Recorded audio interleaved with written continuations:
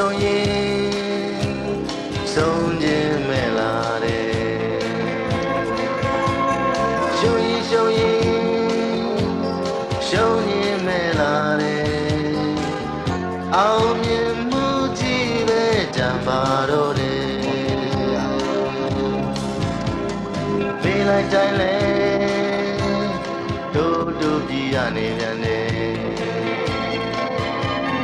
ဆုံးလို့ခြင်းကလွတ်မြောက်ခြင်းဖြစ်စေတာအောင်မြင်မှုစိတ်ကိုဟောဆောင်နေရဒါဟာတဲ့ဝင်တဲ့မြတ်တာအကောင်းမရရှိလို့ဘုထိုင်မှန်တရားကဆိုတပတ်တရားရှိလို့ဘယ်သက်ပဲဖြစ်ပါစေနေတော့လေကျေလာကြရှာစမ်းကြစီစင်လို့အမောင်များနဲ့ဆွဲခြင်းပြိုင်နိုင်ယူမယ်ကျေလာကြရှာတော့လေရလက်များကိုမျောလင်းထားပါအလင်းတရားရဲ့တရင်စကားကိုယူဆောင်ဖို့သာရန်သူကိုတော့ဒီကိုလို့ချစ်တဲ့ချစ်နေတဲ့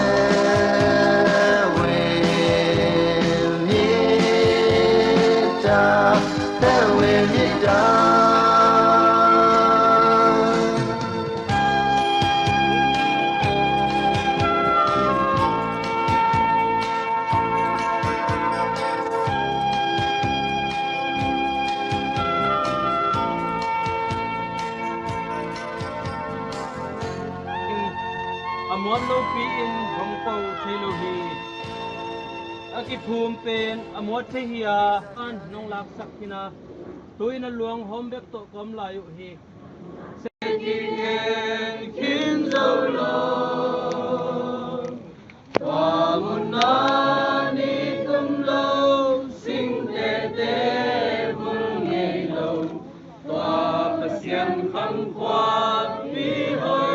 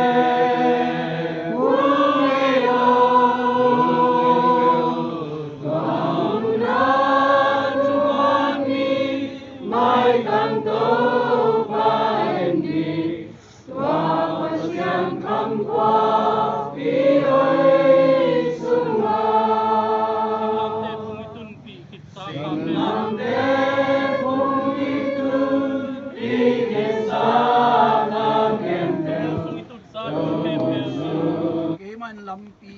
kahihi humale nun ta na song kahihi kayong suang lawin ko ama akihang thelo bihi chi bangin nanun tang na hun sunga na hu abei dongin akihang tunnang jesu lampi na ton na yellow hoilo takin human chitakin ton nahi manin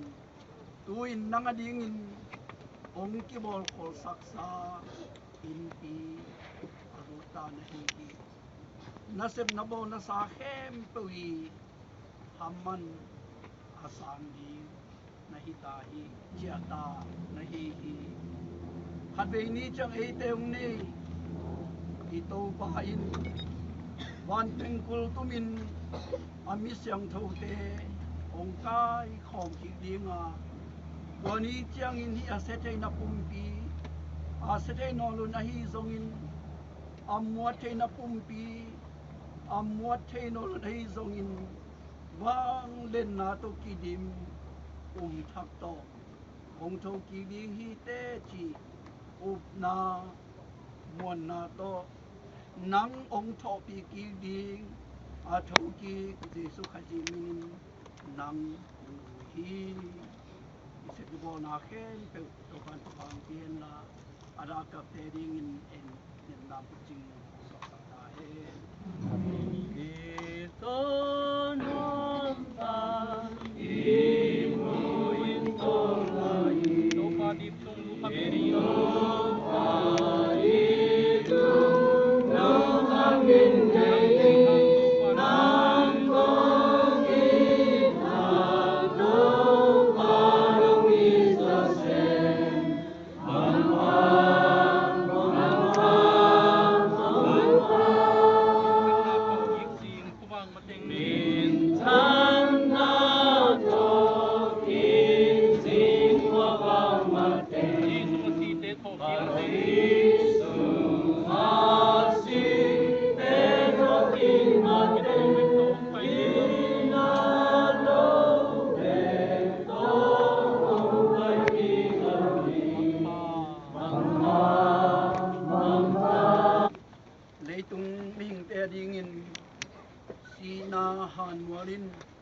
Lung suan khongai na